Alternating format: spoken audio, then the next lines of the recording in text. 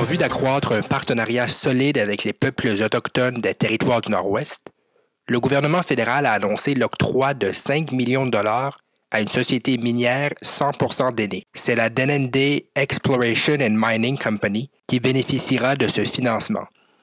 Le député fédéral des territoires du Nord-Ouest, Michael McLeod, en a fait l'annonce mercredi lors du Forum économique des dirigeants autochtones des TNO à Yellowknife. Il a parlé d'un projet innovant dans le domaine des ressources naturelles dont pourront profiter plusieurs générations de Ténois.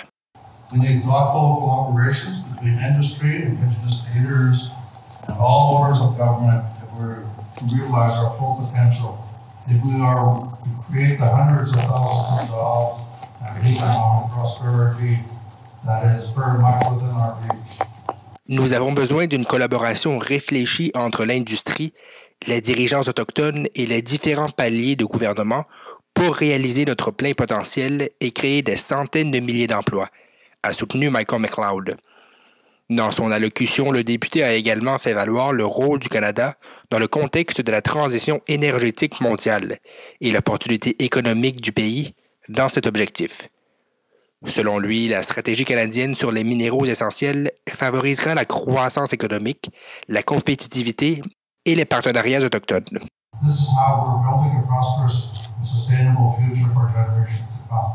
C'est de cette manière qu'il faut travailler pour construire un avenir prospère et durable pour des générations à venir, a-t-il ajouté. Également présent lors de l'annonce, le président de la compagnie minière d'EMCO, Darrell Beaulieu.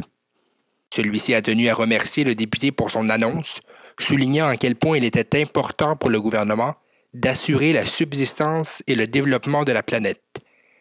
Ce financement va apporter des changements à la mentalité des leaders des collectivités autochtones, croit-il.